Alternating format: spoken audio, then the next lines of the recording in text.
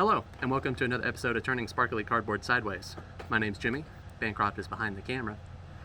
And right here will be my personal phone number, 859-279-2405. If you have any questions, concerns, critiques on any deck profile or battles we post, please feel free to send me a message. Or if you just want to say hi or share some of your deck tech, deck list ideas, please send me a message, and I'll try to reply as quickly as possible. Thank you. Hey everyone, welcome back to another exciting episode of Tech and Production. Today I, Bancroft, will be joined by Fluff. What's up, people? And as you can tell, we are going at hyperspeed today because this was a very long duel. Because if you take a very wide deck against a very defensive deck, stuff happens. And truth be told, this was also the first time that you played Garlic. This was the first time that I played Vegeta. I think I've said before in the comments, just because of how much we work, we don't really have time to do untap a lot, unfortunately.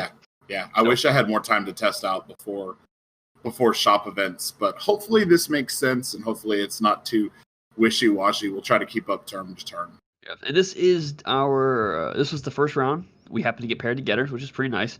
So, I'm actually, if you haven't already noticed, I'm playing Garlic Jr. today.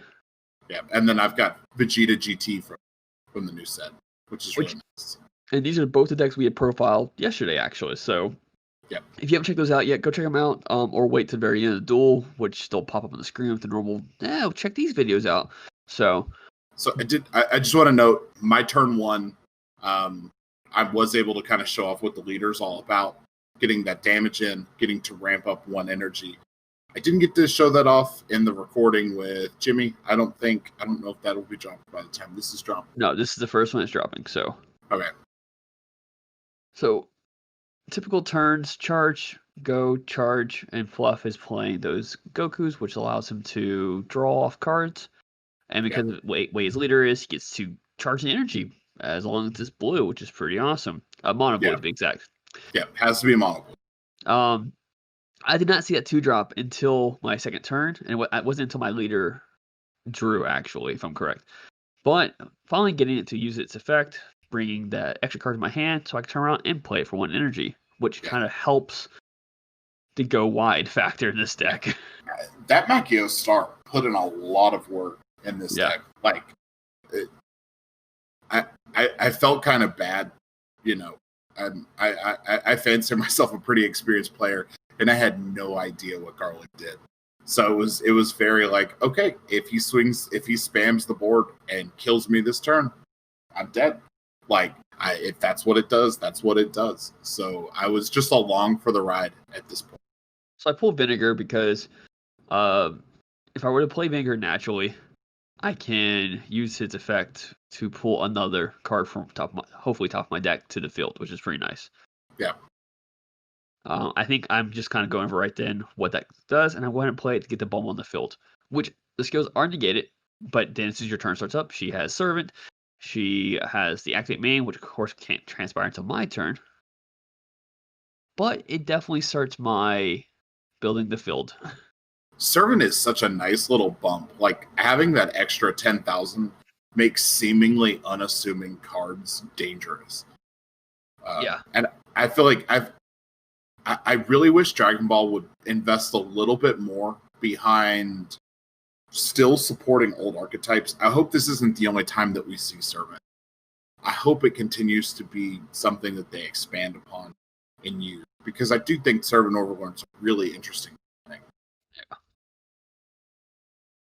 So I was not expecting that early, but because of the way your leader works. Yeah. I mean, turn 2, I'm at 4 energy, which is just good. I mean, is it 1 energy to play him that early, right? It's 1 energy, right? As long as you have at least 3 energy and no battle cards on the field, you pay 1, play him from your hand. Yeah, okay. And then if I had the 4-drop at the bottom of the deck, I could pay 2 to play out the 4-drop, but the 4-drop got charged to my energy off the field. Yeah, and I never want to charge that Piccolo, but I recall telling you, like, there's something in my hand that I want to charge. Yeah. I think as you pilot this deck a little bit more, those charge targets are going to become a little bit more good for you. Yeah. And my first 3 charges was a Unison, the counterplay card, then the Pickle I don't want to charge. Yeah. We're still trying to find that balance with these decks specifically where, like, I think Unisons are really good in Vegeta. I think Unisons are really good in Garlic. But what's the optimal turn to play them? I can't remember. The babies specified 3? So ideally it's a turn 3 play, which makes it a little bit weird because if you're able to get them on the board, great. But there's not a lot of defensive stuff in this deck early on. So, like, I have to take the first couple hits or just combo them out.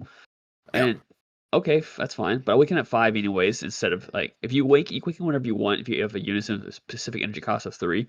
But if you have more than 6 life, you have to pick up those 2 lives until you get 6. So, yeah. I believe you swung with the Servant target into my Janemba. Yes.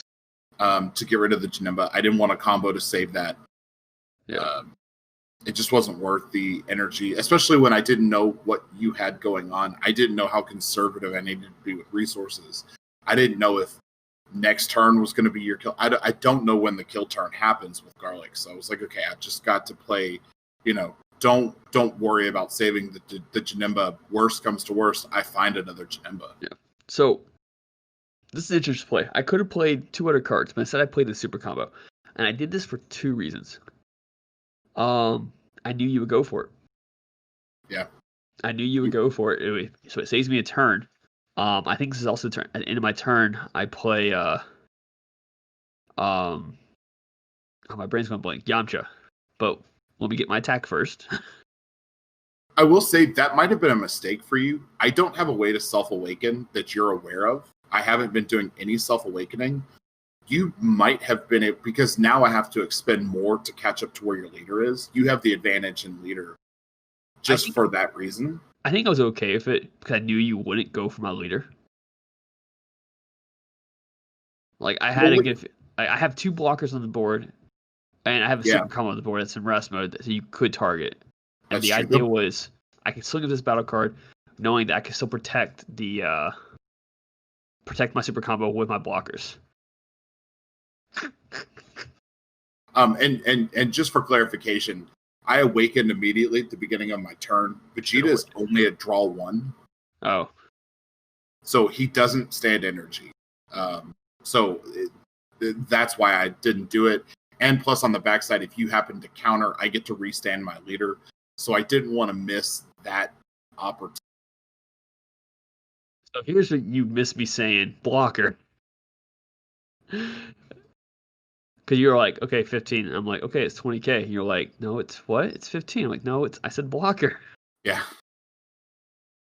I was swimming in Ultra Instinct Kamehamehas this duel. I think I saw all 4 in this one. Like, those cards are so good. So, I don't know. Yeah. So, because this is the first time playing Garlic Jr., I don't think in the first round, I didn't do it as often as I should have. I did not play off the second auto for Garlic Jr. Like, I could have played a battle card in rest mode right then and there when you swung at me, but I didn't do it for some reason. And I do have a card in my hand I think I could do. Or maybe I didn't. I don't know. I have the 3-drop Garlic Jr. I know that much. Yeah. God, I'm just going to say, playing this Garlic Jr., like, that 3-drop is real good. I think if you, as a Garlic player, can learn when to time that card against certain decks, you basically just buy yourself an additional turn. Yeah. I had a chance to play Matt, and Matt had mentioned if I played against him, he was just going to have to play his super combos just to get swings at me, probably. Yeah. Yeah. Because the ruling on that card, as far as I'm aware of, and you can correct the world if this is wrong, but the card says you do not take damage from double strike or triple strike. So it's not that you take 1 damage. Your leader and your Unison doesn't take damage. Doesn't take damage from attacks that have double strike or triple strike. Yeah. Yeah. That is so good. That is so ridiculously good. Now, So you are amassing a storm of a field. So I was like, okay, I want to try to slow you down a little bit. So I put the Vegeta Ready to Rumble on the field. Yeah. No one wants to lose their energy tempo. But look at your field. You were like, yeah, screw it. I don't care about this energy. Like, you're vomiting cards onto the field. You're playing the Elite Four constantly. You are able to vomit out servants as you can. It's the right attack. I can now just continue attack from this point on. Yep. Hopefully you will burn more and more of your extra cards. But you did a blocker, which is pretty nice. Yeah. Yeah, I'm upping the numbers on that Vegeta Ready to Rumble. He is 4 energy to play, but he puts in work. He's really good. And just to clarify, I was the player Fluff mentioned in his profile. It just kept on going. And the reason being, all I gotta do is just charge another card next turn. I'm back to 4 energy. If I need to play a Garlic Jr., I can. I still have a super combo on the board. I still have 2 blockers now on the board again. And now I could activate if I had energy field, I could play it for free. Yeah. Or I could play this next card for free. Yeah. So I'm like, okay, verifying that you still have blockers on the field, verifying that Garlic has indestructible. So no matter what I do, that Garlic is just on the field. Yeah. He's just going to be there. I'm just trying to waver my options here. So you negate. I believe this is a misplay on my part. The second auto of Vegeta should have triggered, and he should have restood back to active mode. The card states it can't. The Release from Evil, if I'm correct, states that the card cannot be switched to active mode. Oh, okay. So then it was a misplay. Good. If correct.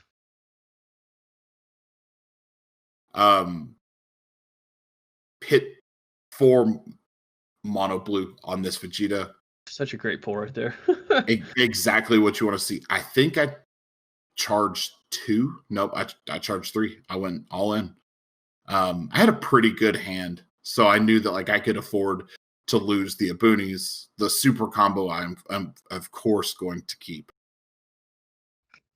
Just real quick. Counterattack. If the leader card is mono yellow, choose the attacking card, ignoring bear, negate its skills for the turn. It can't be switched to active mode until the start of your next turn. There was a misplay there.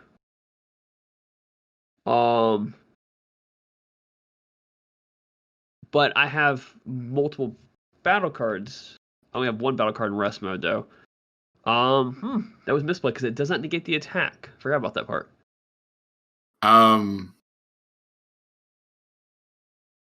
No, you block, I believe, or for some reason unless you swung into Garlic Jr. I think I swung into your Unison. That's a misplay then, because like I said, you could have comboed. You didn't. I should have lost the marker. Maybe I didn't. Maybe I didn't catch you moving the marker. I don't know. Yeah. But definitely was a misplay. So here, I charge the next energy. I do all that fun stuff. I'm debating to go into your Unison or to your leader, because if your Unison survives, then I'm SOL'd because you're going to clear my board. Honestly, the Unison was kind of a deploy tactic. I am protecting it, trying to, get you frustrated. That investment on my behalf, it just makes you want extra hard to get that Unison down when I'm protecting it, because it puts you in the mindset that I'm dependent on it. Well, not just that, but it could potentially destroy my entire board. Well, right. And that's the idea. And now that, you've got it, I'm just going to let you take it down however you want. I think I've got another Zeno in the hand. You do. Yeah. I have Zeno all night. Every game I had 2 Zenos in hand. I think the idea was, if I could wipe out your Zeno, do so. That way, if you wanted to play another one, you would have to turn around and spend 5 energy just to do that. Yeah. The Garlic having indestructible. Having deflect. Oh yeah. because I had Trunks in hand. I could have done something with it, and I was like, nope. And to note again, you played a second Garlic Jr. on your turn. Yep. So I'm pushed back another turn where I can't deal damage with double strikes or triple strikes. It's so frustrating. Oh, that's why I didn't combo, because your Unison gave your leader 20,000. Or gave your leader 5. So I have, I think, 2 battle cards in rest mode, which I only had 1 time. It was during my turn. You had 2 in rest mode. Oh. Yeah. Okay. And because I lost the skill, I wasn't going to combo off and waste cards in my hand to not ramp the energy.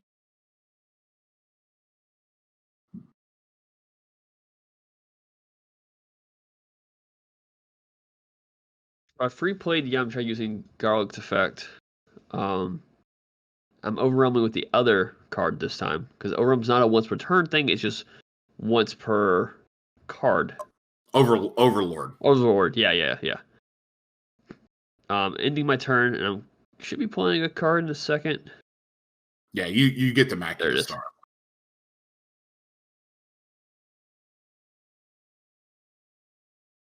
So this is the turn that I think I typically would have beaten you on. But like, if I were to try to win a typical game, this would have been the turn that I try to beat you on. But because of the 3-drop Garlic, I can't. I just have to make sure that I'm as defensive as possible. And Flying Nimbus is one of my favorite negates, but unfortunately, because of the way your leader is, you could turn around and re-swing your leader just fine. Yep. So you still have 2 more attacks, technically. Yeah. 3 if I decided to play a Unison. Which you do this turn, if I'm correct. You know, I could have honestly, I think I had the big 5 Goku in hand. I could have played that -2 and put all your cards back in your hand. So right then, you just asked Jimmy about the Unisons. Yes. And you asked him about how it interacts and will it hit, I think, everything. But it does not hit Unisons because Unisons are technically in their own zone. Yes. The question was do are Unisons considered to be in the battle area? That was the specific question. And the answer to that is no, they're in the Unison area. Field cards, on the other hand, are in the battle area. Correct. Now, this was fun because I think, if correct, I actually put everything into my drop, but I pull it back out in a second and shuffle it back up. I do the same thing. It's such habit when you clear the field, but it is bottom of the deck. Yeah. And we'll fix the Unison part in a second. I think that's where we're reading and looking at and stuff like that. And I think it might have been Jimmy who mentioned shuffling it real quick. Yeah. The blue decks that I had been playing never resolved that -5 on Garlic. Like, this is the first deck where you really want, or not Garlic, on Zeno. So I was a little rusty on its rulings. I have since figured it out fully. But okay, so we should correct everything in a second. Yeah, because we shuffle the deck. You have to shuffle the deck. There you go. And I put the card back on top of the deck that I would have grabbed. And I think I actually drew the same. I think you made the comment like I drew the same thing, but no charge again. So I took a major risk here, blowing up the field. I knew you were still going to keep your Garlics, but I had a lot of open energy after that turn. Yeah. So here, I'm going to point out is a misplay on my part. I swung the 5-drop. I swung a Unison.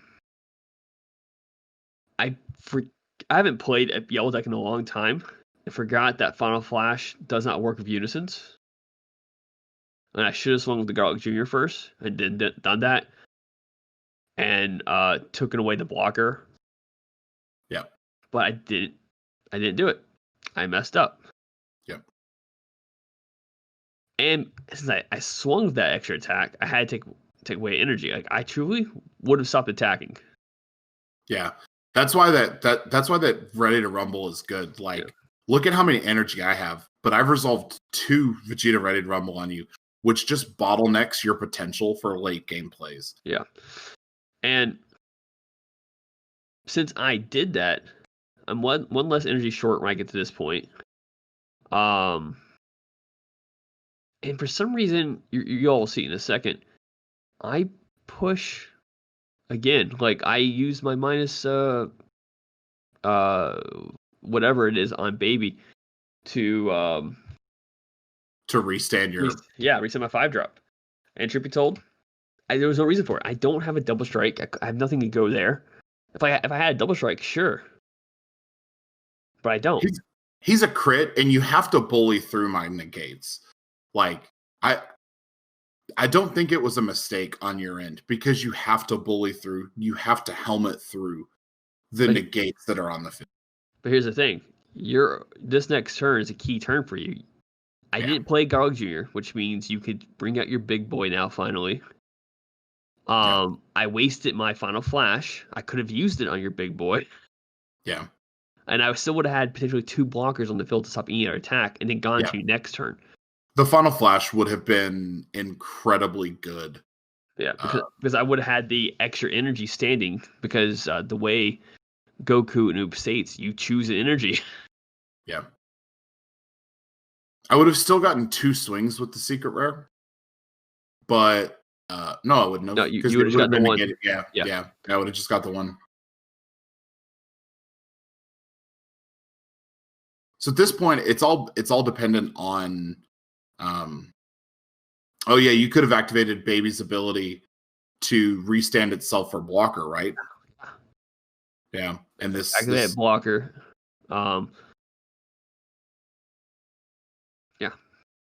Yeah. I could have survived an extra turn, but unfortunately. And I'm showing the camera. I'm showing you. I flipped that card up. Yeah, there you go. Like, I'm just showing you what I could have done. But what it was you had 1 energy open, but when I swung with Goku Oop, I got rid of your open energy. Correct. But I'm saying, though, after you played the Ready to Rumble, I should not have continued pushing. No. That was the only time I should not have continued pushing. Like, the first time was fine. I had plenty of cards to go with. I did not this time. And you're a super negate deck that would obviously stops me from pushing. Yeah. So because I overexerted, it cost me the game. I still don't know if it cost me the game, but it definitely added to me losing. Let's put it that way. I think had you been able to do that, we would have gone into the next turn, and I don't know that I would have been able to stop you, because I tapped 8 of my energy. I had 1 energy open to stop another round of attacks. I don't know how that would have played out. You might have got it, because I think I was down to 2 life there. Yeah. Or 1? Did I go down to 1? And I would have had an extra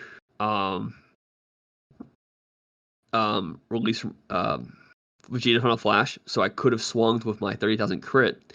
If you I would have swung, I think, leader first. I would have worked it out, hopefully baiting your negates. Did swing with 30,000 crit, and hopefully maybe prior to that would Final Flash your blocker if you didn't block with it or something. Maybe, I don't know, but I think you had burned through all of my dimension magics. I think I still had Sensu Beans. I think I still had some cards to combo with. Yeah, but I definitely didn't have the defense that I had. Because you probably wouldn't have comboed with the Sensu Beans during your attack if I would have done that. But hey, that's the Duel, guys. Thanks for tuning in. Like always, we enjoy you all checking us out. Hit that like, subscribe button if you're enjoying our content. Also, hit that bell. It'll let you know when we drop more content, which at this rate is practically daily, unless it's this new stuff, which we dropped 2 deck profiles yesterday. Hope you all are enjoying those. Yeah, that's it on my part. Yeah. If you guys want to see us make anything particular, if there's something in set 11 that you're really looking forward to, make sure to let us know. Any old archetypes that you thought really benefited set 11, let us know. I know me personally, I've been messing around with Hatchak a little bit. Since Shenron, of course, is on the horizon to get messed with. I think Bancroft's got a couple old ones that are going to get a little bit of tweaking and love with set 11. So stay tuned for those. But if there's any that you specifically want to see, let us know. I mean, we're going to hopefully in this week and the week after, next week, get out every single leader we possibly can. As you all recall, if you watched our unboxing stuff I bought from a grocery store, we unfortunately did not get our pre-release stuff at our shop, which entails we did not get the Goku and Piccolo, but I'm going to order those. That we can still make a deck with those 2 cards as well, because I'm curious. So yeah. I think they're going to be interesting to mess with. I can't wait to see what you do with them. I know kind of on the horizon, I've got a Gogeta deck in the works. And I'll go ahead and mention tomorrow will be Jimmy's baby deck, so look forward to that. Yeah, and that's going to be almost like a progression series, this set for Jimmy. And he goes into that in his profile, so stay tuned for that tomorrow. We're starting to run a little bit late, so we're going to go ahead and wrap it up. Fluff, would you like to lead us out? Of course. Thanks, everyone. Like always, read your cards, know your plays. Fluff out.